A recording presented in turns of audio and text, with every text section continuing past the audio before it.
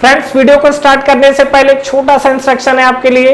Best text book और test series for SSC JEE और GATE के लिए मैंने डिस्क्रिप्शन में नीचे लिंक डाला हुआ है। Thank you so much. और चलिए अब हम लोग अपना वीडियो कंटिन्यू करते हैं। आइए इस वीडियो में हम लोग बात करेंगे कैपिलैरिटी के बारे में। कैपिलैरिटी होता क्या है, किस तरीके से परफॉर्म करता है, और उसके बाद इसका एक्सप्रेशन देखते हैं कि हमारा कैपिलैरिटी राइज, जो कैपिलरी राइज और फॉल होता क्या चीज है। तो चलिए स्टार्ट करते हैं। तो सबसे पहले देखिए, कैपिलैरिटी को समझने से पहले हमें एक बार कोहेसिव और एडहेसिव फोर्स के कंसेप्ट को समझना होगा। तो जस्ट हम लोग ब्रीफ पे देख लेते हैं क्या कि जब मैं बात कर रहा हूँ क्या कैपिलरी राइज और फॉल को लेके, तो सबसे पहले हम लोग देखते हैं यहाँ पर कि हमारे पास दो तरीके के फोर्स होते हैं। एक हमारे पास फोर्स होता है that is the adhesive force, और एक हमारे पास होता है that is the cohesive force. अब ये दोनों के बीच में हम लोग बेसिक डिफरेंस अगर देखें तो होगा क्या, देखिए जो हमारे पास एडहेसिव फोर्स होता है ये बेसिकली आपका लगता है किसके बीच में, सॉलिड और लिक्विड के बीच में।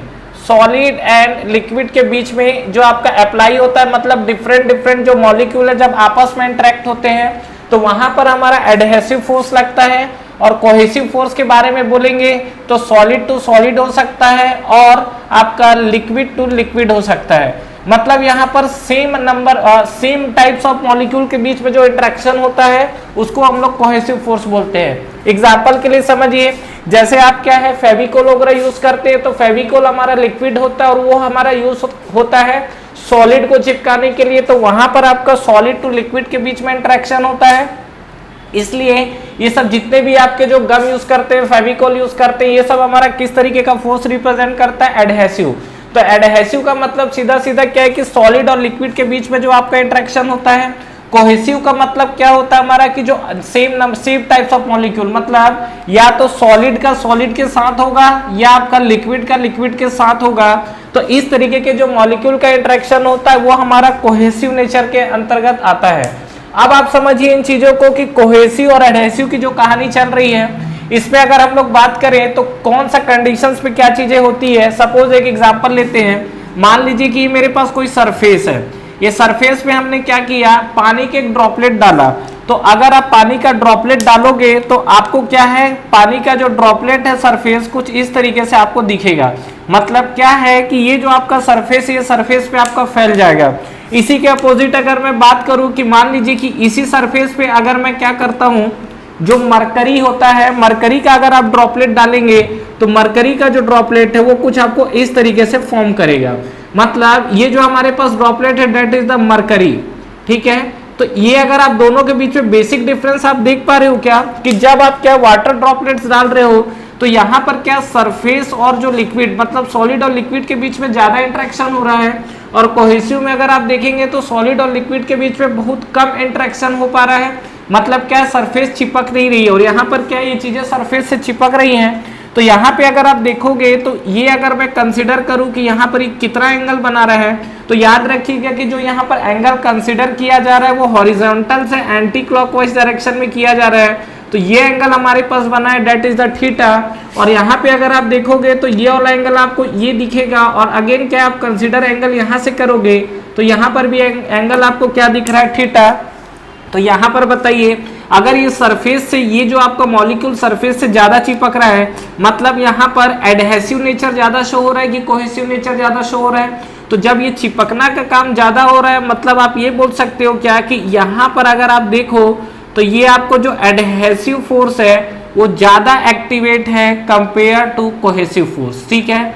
और जब हमारे पास ये कंडीशन होता है तो उस कंडीशन में जो हमारा थीटा है that is less than 90 degree बनता है। थीटा जो है this is less than 90 degree. तो ये आपका कंडीशन है जहां पर आपका एडहेसिव फोर्स ज्यादा डोमिनेंट होता है कंपेयर टू कोहेसिव फोर्स। यहाँ पे अगर बात करेंगे तो क्या है कि देखिए सरफेस से कम चिपक रहा है लेकिन मॉलिक्यूल आपस में देखिए ज्यादा इंटरेक्ट हो रहे हैं। आपस में इंटरेक्ट ज्यादा होने का मतलब क्या है कि इनके बीच में जो आपका कोहेसिव फोर्स एक्ट कर रहा है, ये जो आप देखेंगे कोहेसिव फोर्स जो एक्ट कर रहा है that is greater than compare to adhesive force. ये आपको समझ में आ रहा है क्यों, क्योंकि यहाँ पर जो मैं एडहेसिव फोर्स की बात कर रहा हूँ वो आपका क्या है, सरफेस से चिपकने वाला। तो सरफेस से यहाँ पर कम चिपक रहा है। तो यहाँ पर अगर आप देखेंगे थीटा, तो थीटा आपको क्या है, ग्रेटर देन 90। तो ये बताइए कि ये जो आपका सरफेस ज्यादा चिपका हुआ है तो सरफेस को गीला कर रहा है, वेट कर रहा है, डेफिनेटली वेट कर रहा है। तो हम यहाँ पर ये भी बोल सकते हैं क्या कि यहाँ पर जो आपको सरफेस दिखेगा इस कंडीशन पे जहां पर एडहेसिव का नेचर ज्यादा होगा कंपेयर टू कोहेसिव, उस कंडीशन में आपको वेट सरफेस मिलेगा, मतलब सरफेस पूरा वेट कर देगा। और इस कंडीशन पे अगर आप बात करेंगे तो क्या होगा कि ये आपका बहुत ही पॉइंट कांटेक्ट बना हुआ है, तो यहाँ पर जो सरफेस है आपका बहुत स्मॉल इंटरेक्शन करेगा, तो यहाँ पर या तो वेट सरफेस बहुत कम होगा और हम लोग लिख सकते हैं क्या, does not wet the surface. ठीक है, सरफेस को आपको वेट नहीं करेगा, तो ये वेट सरफेस मिल रहा है यहाँ पर आप लिख सकते हो वेट सरफेस वेरी स्मॉल, या इसमें आपको नहीं मिलेगा। तो ये चीज आपको समझ में आया जो हमने बात किया हुआ है। अब इसी के कंसेप्ट को हमको यूज करना है कैपिलरी राइज और फॉल को लेकर, मतलब कैपिलरी राइज हमारा किस तरीके से होता है और कैपिलरी फॉल।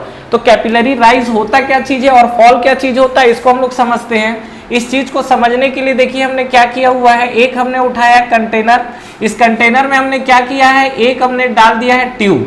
ठीक है, और इस ट्यूब को डालने के बाद हमने इसमें क्या किया, ये आपका कंटेनर है ये, और ये कंटेनर में हमने क्या किया हुआ है, ट्यूब डाला हुआ है, और ट्यूब के बाद हमने क्या किया है, इसमें हमने डाल दिया है क्या, वाटर।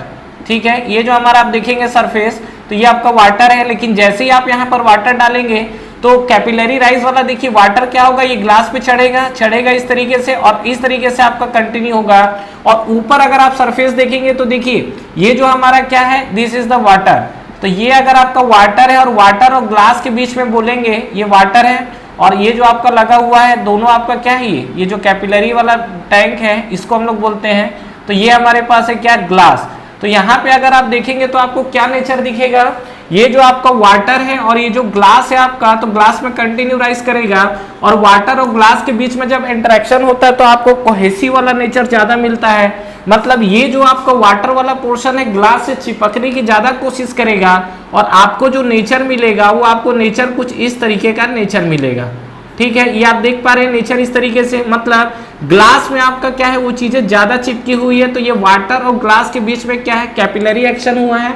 और यहाँ पे अगर आप देखेंगे तो जो आपका नॉर्मल वाटर का लेवल है उस वाटर के लेवल से कंटिन्यू राइज किया हुआ है, तो ये जो आपका कंडीशन है this is called capillary rise.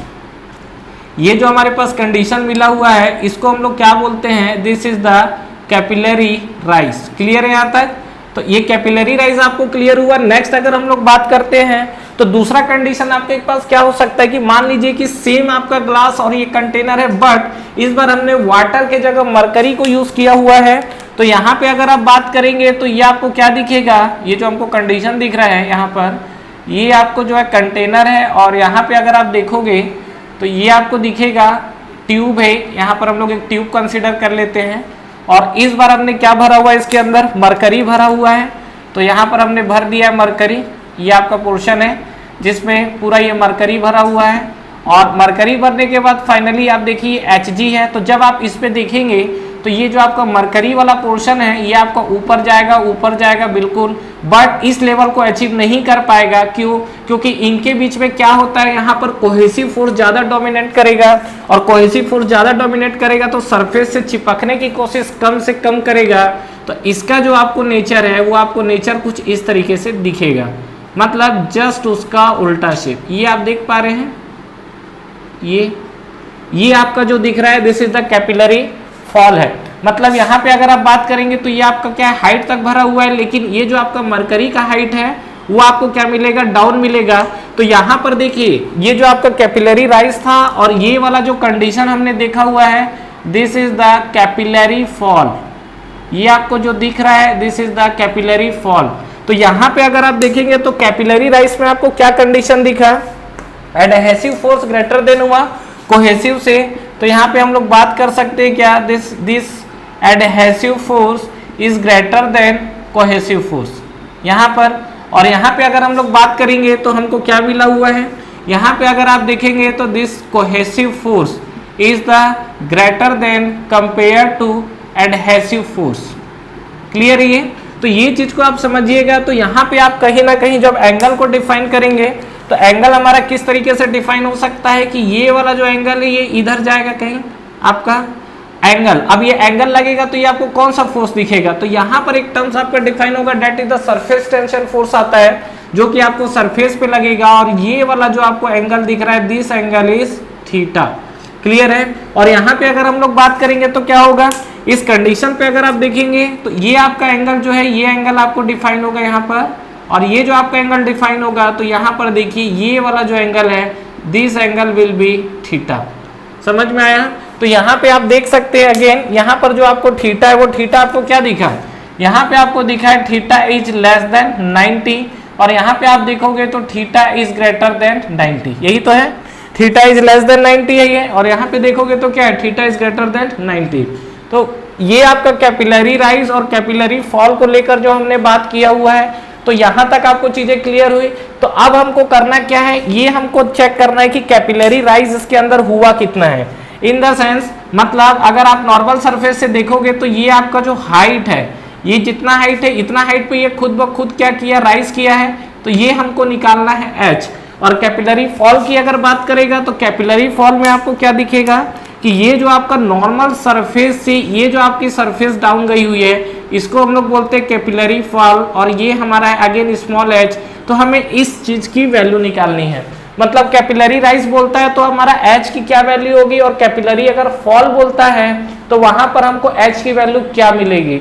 तो इस कंडीशन पे अगर हम लोग बात करें तो हमको क्या दिखेगा कि h जो वैल्यू निकालना है, तो देखते हैं हमारा। तो सबसे पहले तो देखिए इसके अंदर हमारा किस किस तरीके का फोर्स एक्ट कर रहा है। तो सबसे पहले अगर बात करेंगे तो देखिए यहाँ पर जो एक्ट कर रहा है that is the sigma force, और ये सिग्मा फोर्स आपका कहाँ लग रहा है, सरफेस पे लग रहा है। तो ये आप ध्यान रखिए कि यहाँ पर अगर बात करेंगे तो ये जो सिग्मा है ये आपका पूरा क्या सरफेस पे लग रहा है, पेरीपेरी पे, पेरीमीटर पे लग रहा है, पेरीफेरी पे, तो पेरीफेरी पे आपका कितना हो जाएगा, तो यहाँ पर ऊपर की तरफ और नीचे की तरफ क्या फोर्स एक्ट कर रहा है, तो ऊपर की तरफ जो एक्ट करेगा that is the surface tension force, और नीचे की तरफ जो एक्ट कर रहा है इसका वेट एक्ट करेगा।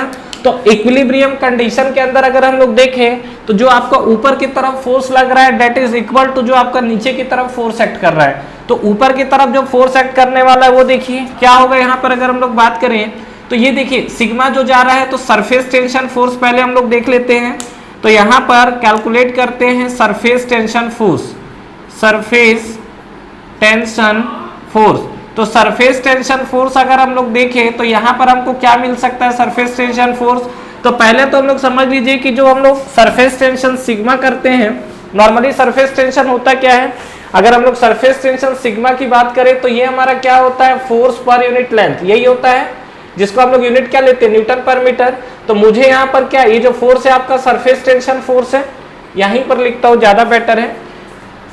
करना क्या है, देखिए सरफेस टेंशन फोर्स है, यहाँ पर इस चीज को एक्सप्लेन कर रहा हूँ, यही लिखते चलिए। सिग्मा इक्वल टू हमारे पास क्या है, F by L, that is the Newton पर मीटर। हमको क्या करना है, this is the surface tension force. तो अगर आप यहाँ पर सरफेस टेंशन फोर्स निकाल रहे हो तो आपको क्या दिखेगा, सिग्मा इंटू एल।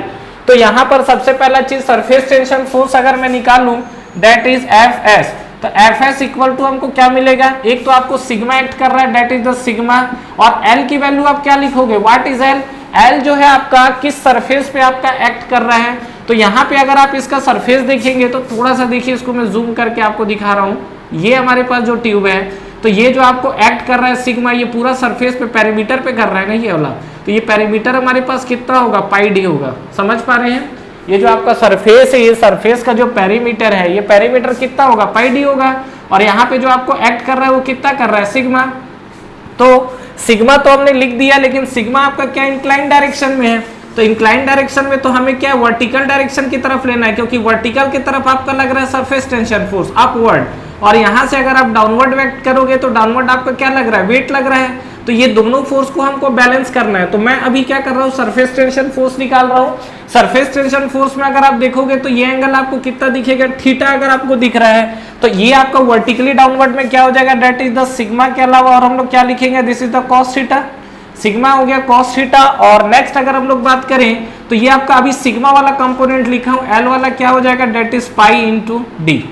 क्लियर है यहाँ तक। तो ये हमारा सरफेस टेंशन फोर्स जो ऊपर की तरफ लगा है, क्लियर है यहाँ तक। अब हम लोग बात करते हैं जो नीचे की तरफ इसका वेट एक्ट कर रहा है, तो ये सरफेस टेंशन फोर्स जो लग रहा है, तो इसको मैं यहाँ पर लिख देता हूँ, this is the upward direction.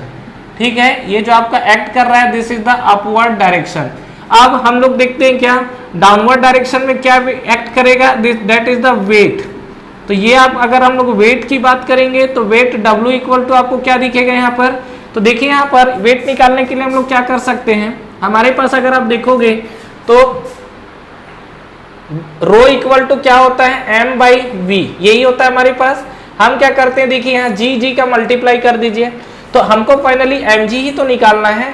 तो अगर आप W निकालना चाह रहे हो तो रो जी हमारे पास क्या होता है, that is the specific weight. तो यहाँ पर मैं कैपिटल वेट अगर कैलकुलेट करना चाहूँ तो इसको मैं लिख सकता हूँ क्या, specific weight that is the W into आपको क्या बन जाएगा वॉल्यूम। तो यहाँ पे अगर मैं बात करूँ वेट को लेकर तो ये जो आपका कैपिटल W है वेट, ये जो आपको दिख रहा है capital weight that is equal to small w into आप क्या लिख सकते हो वॉल्यूम, और स्मॉल w आपका क्या होता है रो जी होता है ना। तो यहाँ पर हम लोग क्या लिख सकते हैं, this is rho g into आपको क्या मिलेगा v। क्लियर है। तो अगर मैं इस कंडीशन पे बात करूं तो जो अपवर्ड की तरफ फोर्स लग रहा है और जो डाउनवर्ड की तरफ फोर्स लग रहा है ये दोनों फोर्स आपके क्या होंगे, इक्वल होंगे। तो यहाँ पर जो सरफेस टेंशन फोर्स लगा है, जो वेट लगा हुआ है, तो ये आपका जो लग रहा है that is the in the downward direction. ये आपको जो लग रहा है ये आपको दिख रहा है डाउनवर्ड डायरेक्शन में। तो अब मैं फाइनली यहाँ पर बोल सकता हूँ क्या, under equilibrium condition, under equilibrium condition. तो इक्विलिब्रियम कंडीशन में आपको हम लोग क्या बोल सकते हैं, अपवर्ड की तरफ जो लगने वाला फोर्स है, अपवर्ड की तरफ जो लगने वाला फोर्स है that is equal to downward की तरफ जो लगने वाला फोर्स। तो यहाँ पर अपवर्ड की तरह लग रहा है that is the surface tension force, और डाउनवर्ड की तरह जो फोर्स लग रहा है डेट इज W। अब ये दोनों को हमको सिंप्लीफाई करना है। अब देखिए यहाँ पर जो हम लोग वॉल्यूम की बात कर रहे हैं, वॉल्यूम को भी हम लोग और सिंप्लीफाई करना चाहे तो रख सकते हैं क्या, यहीं पर मैं लिख दे रहा हूँ किस तरीके से, रो जी इंटू वी है तो रो जी तो आप एज इट इज रहने दो या स्पेसिफिक वेट लिख लो, और वी को हम लोग क्या लिख सकते हैं that is area into length. तो यहाँ पर हमने लिख दिया एरिया इंटू लेंथ। तो यहाँ लेंथ की जगह हमने क्या निकाल रहे हैं, h निकाल रहे हैं, तो यहाँ पर हमने क्या लिख दिया, h लिख दिया। अब ये जो एरिया लोगे तो एरिया कौन सा होगा, that is the pi by 4 d square. ये जो आप एरिया देख रहे हो तो एरिया हम लोग क्या लिखेंगे, पाई बाई 4 डी स्क्वायर। तो अब हम लोग क्या है एनर्जी बैलेंस इक्वेशन पुट करते हैं। तो चलिए ये वाले वैल्यू को मैं रखता हूँ यहाँ पर, ठीक है, और फाइनली हम लोग देखते हैं कि हमको क्या कंक्लूजन मिला यहाँ पर। तो ये हमारे पास सरफेस टेंशन फोर्स था that is Fs, and weight जो है आपका डाउनवर्ड लग रहा है। क्लियर है यहाँ तक। तो यहाँ पर देखिए आपको क्या मिलेगा, तो इस कंडीशन पे बात करें तो सरफेस टेंशन फोर्स हमारे पास आया हुआ that is the sigma of cos theta into ये आपको क्या मिला हुआ है pi into d that is equal to weight. Weight आपको क्या मिला हुआ है रो जी इंटू वी है ना, तो स्पेसिफिक वेट है। तो ये लिखता हूँ रो जी ए एच। क्या लिख रहे हैं यहाँ पर आप देखिए, तो ये हमने लिखा रो जी ए एच। अब एरिया को आप लिख सकते हो पाई बाई 4 डी स्क्वायर। तो यहाँ पर अगेन हम लोग लिखते हैं क्या, sigma of cos theta into pi d that is equal to ये हमने लिख दिया रो जी, एरिया को हमने लिखेगा पाई बाई 4 डी स्क्वायर, ठीक है, और इंटू हम लोग क्या लिखेंगे इसको h। तो अगर आप इस फॉर्म में आप सिंप्लीफाई करिए तो आपको क्या मिलेगा यहाँ पर, पाई का कहानी खत्म है, डी का कहानी एक सिंगल खत्म है, और कुछ कैंसिल हो रहा है क्या, नहीं। तो फाइनली मुझे निकालना है h। तो h इक्वल टू हम लोग क्या लिख सकते हैं यहाँ पर, ये जो h निकालोगे तो h इक्वल टू लिख सकते हैं डेट इज 4 मल्टीप्लाई होगा 4 सिग्मा कॉस थीटा, ठीक है, डिवाइड बाई ये हम लोग W लिख दे या रोजी कुछ भी लिख सकते हो रोजी, और एक आपका ये D वाला टर्म्स रह गया है। तो आप ये लिखिए, चाहे आप इसको सिंप्लीफाई करके W इक्वल टू रोजी पुट कर सकते हो। तो यहाँ पर हम लोग लिख सकते हो that is 4 sigma cos theta divide by हम लोग इसको क्या लिख सकते हैं रो जी इंटू डी। ये आपको क्लियर हुआ। तो यहाँ पर जो कंडीशन आपको दिख रहा है ये आपको कैपिलरी राइज या फॉल अगर हम लोग बात करें तो कैपिलरी राइज के लिए बोलिए चाहे आप फॉल के लिए बोलिए, यही आपको एक्सप्रेशन मिलने वाला है। और कहीं ना कहीं इस एक्सप्रेशन को अगर आप देख रहे हैं तो जो आपको थीटा पे भी डिपेंड कर रहा है, उसके अलावा जो डी है, व्हाट इज डी हमने बात किया है that is the capillary dia. ये जो हमारे पास डी वर्ड हमारे पास यूज हुआ है वो आपको क्या मिलेगा, ये आपको मिला हुआ है जो हमने डी वर्ड यूज किया है that is the capillary dia. तो देखिए यहाँ पर जितना ज्यादा आपका डाया बढ़ाओगे, मतलब जितना ज्यादा ये क्या होगा डाया बढ़ते चले जाएगा, उतना ज्यादा आपका हाइट क्या हो जाएगा, कम होते चले जाएगा। क्लियर है यहाँ तक। तो ये चीज हमने जो बात किया कैपिलरी डाया को लेके, जो हमने कैपिलरी डाया को लेके अभी देखा वो चीज आपको समझ में आया। तो अल्टीमेटली जो आपका कैपिलरी कितना राइज होगा, कितना फॉल होगा, ये आपका डिपेंड करेगा क्या। फोर्थ तो कांस्टेंट है, फोर्थ तो आपका कांस्टेंट टर्म से जो सिग्मा है that is the surface tension. यहाँ पर जो हमने सिग्मा यूज किया हुआ है, what is sigma, sigma is the surface tension. तो ये सरफेस टेंशन आपको दिया रहेगा क्योंकि अलग अलग लिक्विड और सॉलिड के बीच में ये आपका जो वैल्यू है, ये आपकी वैल्यू क्या होती है, चेंज होते रहती है। क्लियर है। आगे बात करते हैं कॉस थीटा। तो ये थीटा पे कहीं ना कहीं डिपेंड कर रहा है, और किस तरीके से डिपेंड करेगा, तो देखिए यहाँ पर जैसे कॉस थीटा की वैल्यू बढ़ाओगे तो क्या होगा, वैल्यू कम होते चले जाएगी। मतलब थीटा की वैल्यू बढ़ाने से जो कैपिलरी राइज है, फॉल है, वो क्या हो जाएगा, कम होते चले जाएगा। नेक्स्ट है आपका रोजी। रोजी तो आपका कांस्टेंट टर्म से बात करते हैं डी का, that is the D capillary dia. जितना ज्यादा इसका आप डाया बढ़ाते चले जाओगे, कैपिलरी बढ़ेगा, उतना ज्यादा क्या होगा, एच कम होते चले जाएगा। प्रैक्टिकली ऐसा देखा गया है कि अप टू 5 to 6 mm तक का जो है कैपिलरी एक्शन आपको देखने में मिलता है। सीधी सी बात ये है कि देखिए ये मेरे पास मार्कर है, ये मार्कर है तो क्या है, अगर मैं इसको वर्टिकली भी लिखूंगा तो डेफिनेटली लिख सकता हूं, और ये बिल्कुल लिखेगा। जैसे मैं अभी यहाँ पर मार्कर यूज करता हूं तो मैं कुछ इस तरीके से लिखता हूं। तो यहाँ पर क्या है कि देखिए इंक आप जब डाल रहे हो तो इंक तो नीचे आके स्टोर है, तो यहाँ तक कैसे राइज कर रहा है, तो वो डिपेंड करेगा किस पे, कैपिलरी का जो डाया है उस पे। और नॉर्मली अगर आप पेन यूज करते हो, क्या आप पेन को, नॉर्मल पेन को इस तरीके से लिखोगे तो चलेगा, नहीं चलेगा, आपको कुछ इस तरीके से लिखना पड़ेगा। रीजन क्या है, रीजन ये है कि आपको क्या है, अगर मैं इस मार्कर को यूज करके ऐसा लिख रहा हूं तो इसके अंदर क्या कैपिलरी एक्शन हो रहे हैं। अब कैपिलरी एक्शन होने का मतलब क्या, कोई भी पाइप या ट्यूब में कैपिलरी एक्शन हो सकता है क्या, नहीं। कैपिलरी एक्शन जो होता है उसके लिए नीड है क्या, कि आपके पास जो भी पाइप है उसका जो डाया है अप टू 5 to 6 mm तक का ठीक है। जैसे आपका थर्मामीटर है, थर्मामीटर के अंदर कैपिलरी एक्शन होना चाहिए कि नहीं होना चाहिए। अगर थर्मामीटर के अंदर आप सोच रहे हो कि कैपिलरी एक्शन हो, तब तो आपको बिना बॉडी को टच किए वो टेम्परेचर खुद ब खुद चढ़ जाएगा, उसका जो मरकरी है वो अप टू राइज हो जाएगा, तो वो अपने आप टेम्परेचर गेन कर लेगा। तो हमको वो चीज नहीं करना है। तो कैपिलरी राइज या फॉल की जहां पर जरूरत है वहीं पर यूज कर रहा है। थर्मामीटर के अंदर ऐसा डिजाइन होना चाहिए कि उसमें गलती से भी कैपिलरी का एक्शन ना आए, नहीं तो क्या है, नॉर्मल पेशेंट का टेम्परेचर पता चला कि वो नॉर्मल टेम्परेचर पे है और वो 104 डिग्री नाप के बैठ गया है, तो वो आपका कैपिलरी एक्शन के कारण हो जाएगा। तो ऐसा नहीं होना चाहिए। तो इसलिए ध्यान रखिएगा कि कैपिलरी राइज हो या फॉल हो, कुल मिला के इसका प्रैक्टिकली मैं आपको कुछ कंसेप्ट दे रहा था कि यहाँ पर ये मार्कर को आप इस तरीके से लिखोगे तो भी चलेगा। क्यों, क्योंकि इसमें क्या है, खुद ब खुद कैपिलरी राइज हो रही है। ठीक है, ये कैपिलरी राइज वाला एक्शन चल रहा है। नॉर्मल पेन यूज करोगे नहीं चलेगा। क्यों नहीं चलेगा, क्योंकि उसके अंदर कैपिलरी एक्शन नहीं होता है। कैपिलरी एक्शन होने के लिए जो इसके अंदर का डाया है, जहां से आपका इंक सप्लाई हो रहा है, वो अप टू 5 to 6 mm तक का लास्ट अपडेटेड है। मतलब 2 to 3 mm रहे तो बेस्ट है। 5 to 6 mm तक का अगर जो डाया है उतने में आपको कैपिलरी एक्शन मिलेगा। उसके बाद अगर आप मूव करोगे तो कैपिलरी एक्शन का इफेक्ट धीरे धीरे कम होता है, और 10-12 mm के बाद तो टोटली वो खत्म हो जाएगा। Thank you very much for watching this video. Friends, इस वीडियो को लाइक करिए, ज्यादा से ज्यादा फ्रेंड्स के साथ शेयर करिए, और इस चैनल को सब्सक्राइब करना ना भूलें, और बेल नोटिफिकेशन जरूर प्रेस करिएगा, जिससे जो भी लेटेस्ट वीडियो अभी आ रहे हैं और जो भी आपके वीडियोस अपलोड हो रहे हैं वो आप तक पहले पहुंचे। और फ्रेंड्स, हमारा टेलीग्राम चैनल भी है जिसको आप ज्वाइन कर सकते हैं, जिसका लिंक नीचे आपको डिस्क्रिप्शन में और फर्स्ट कमेंट बॉक्स पे मिल जाएगा। तो ठीक है फ्रेंड्स, तैयारी करते रहिए। Wish you all the best.